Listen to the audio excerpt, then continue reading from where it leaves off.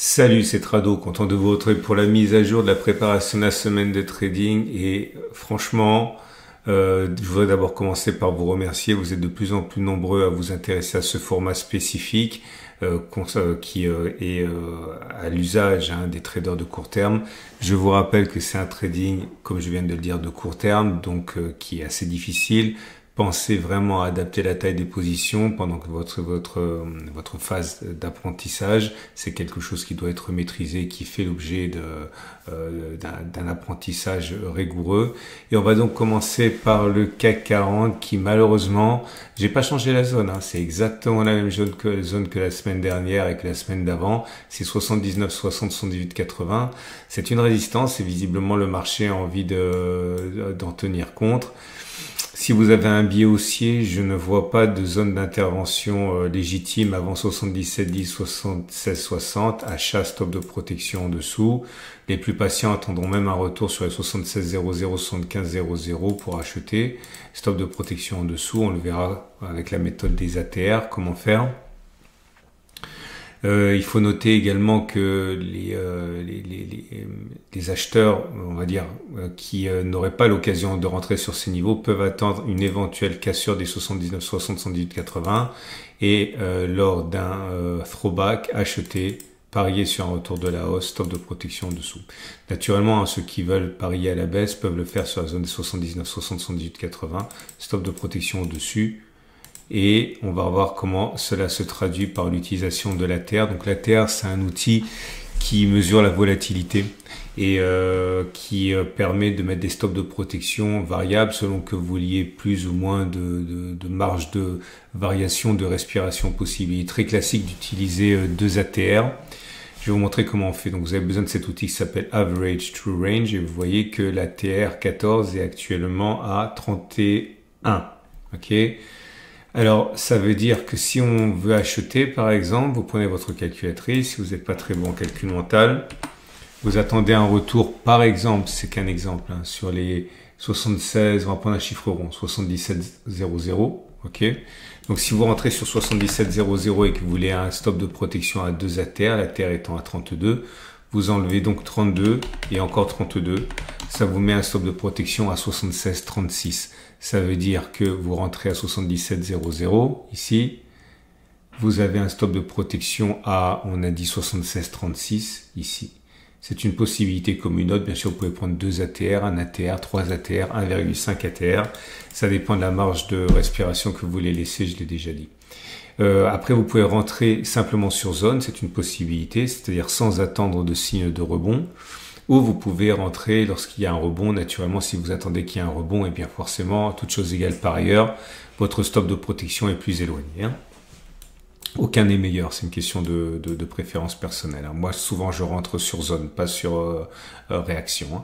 On va prendre un exemple à la baisse maintenant. Imaginons que vous vouliez spéculer à la baisse sur les 60... on va prendre un chiffre rond là aussi, 79,00.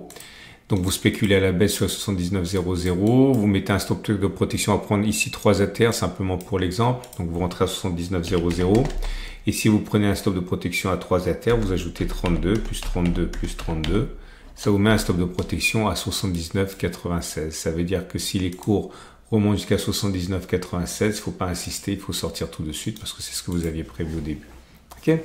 Bon, après, vous pouvez également rentrer et sortir, non pas sur zone, mais sur signal.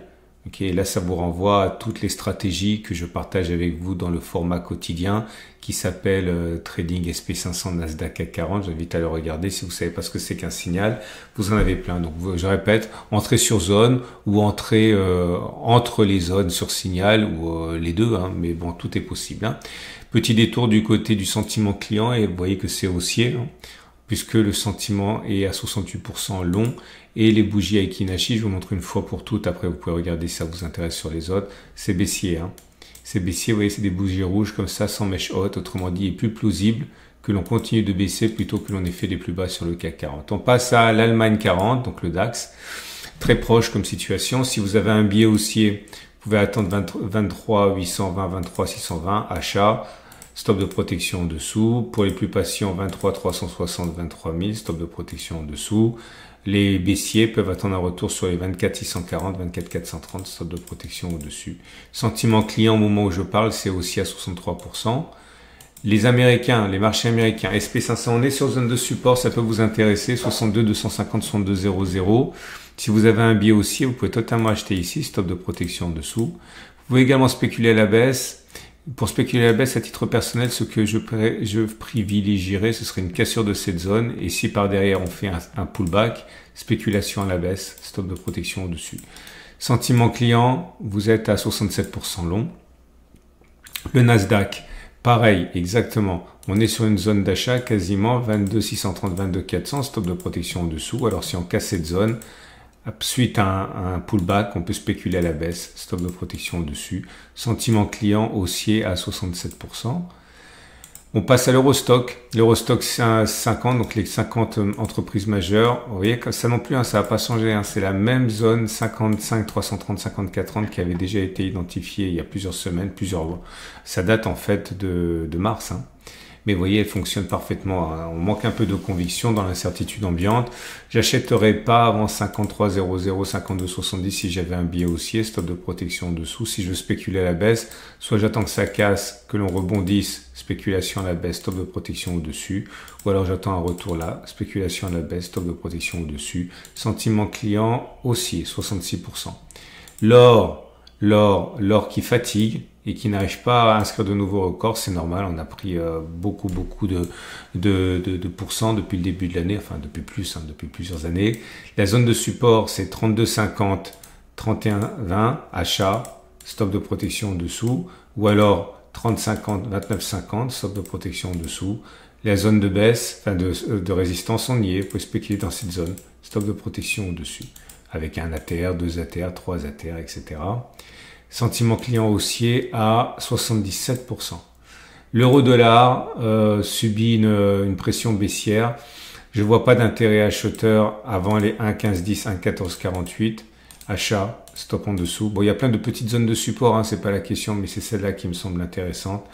Pour les baissiers, vous pouvez attendre un retour sur 1,1830, 1,1766, stop de protection au-dessus. Ok, et puis si pour une raison ou une autre, ça devait exploser à la hausse, on peut très bien attendre que ça monte. Et à ce moment-là, en cas de reflux, on achète. Stop de protection au-dessous. Vous avez le sentiment client qui est actuellement neutre à 59%. Le pétrole. Le pétrole a rebondi mollement depuis la grosse attaque baissière. On peut acheter sur les 68,40, 67,0, stop de protection en dessous. Ou alors un retour sur les 66,30, 58,20, stop de protection là. Je vois rien au niveau de la spéculation à la baisse avant 82,0, 79,30. Alors bien sûr, vous remarquerez qu'il y a une petite résistance ici, mais une petite résistance comme ça dans une tendance haussière, ça me semble quand même un petit peu risqué. On pourrait dire, comme j'ai dit tout à l'heure, attendre que l'on casse. Et si on revient ici, spéculer à la baisse, stop de protection dessus. Le problème, c'est que vous êtes déjà au contact d'un support important. Donc, votre pari impliquerait que vous vous battiez contre ceux qui vont rentrer dans la zone orange. Donc, c'est un peu compliqué. Sentiment client haussier, 69%. Et Bitcoin sur des niveaux records, les niveaux historiques. Si vous êtes haussier, vous pouvez le faire sur les 118 000, 116 500, stop de protection en dessous. Si vous êtes baissier, à titre personnel, j'attendrai qu'on casse cette zone. Et en cas de throwback, de pullback, je vends, spéculation à la baisse sur ce point, stop de protection au-dessus. Sentiment client haussier à 80%. Voilà, il ne me reste plus qu'à vous remercier une nouvelle fois parce que vous êtes vraiment de plus en plus nombreux et ça me flatte. Vous avez la possibilité d'ouvrir un compte de démonstration avec mon partenaire IG ici. C'est bien pour savoir comment utiliser la plateforme. Mais bon, je vous cacherai pas que rien ne remplace le vrai argent. Mais le vrai argent, ça ne veut pas dire miser des centaines d'euros par trade. Je pense qu'on peut très bien avoir une idée de ce que c'est trader en risquant une poignée d'euros par trade. Et puis ensuite, ça peut être votre récompense à mesure que vous gagnez, monter les positions. Mais on devrait pas, je dis ça parce qu'on me le demande souvent, on devrait pas perdre plus que quelques dizaines au grand maximum d'euros par trade quand on débute, hein. Et je pense plutôt moins que 10 que plus. Donc regarde, ne réfléchissez pas au temps que vous passez. Soit c'est une passion et vous êtes prêt à mettre le temps, soit vous voulez gagner de l'argent vite et vous allez surtout en perdre encore plus vite, hein. Donc voilà, c'était le petit conseil. Vous avez également la possibilité, si vous découvrez mon canal, ma chaîne, hein, de regarder les vidéos sur les indices tous les jours. Vous allez apprendre de nouveaux signaux. C'est une excellente journée et je vous dis à la semaine prochaine, lundi matin pour la mise à jour, parce que c'est mis tous les jours. Et je mets des alertes chaque fois que je vois qu'on est sur une zone. Pensez à regarder l'onglet post de ma chaîne YouTube. Je mets des alertes quand je vois qu'on est sur des zones d'intervention. À la semaine prochaine pour la mise à jour. À tout de suite pour d'autres vidéos.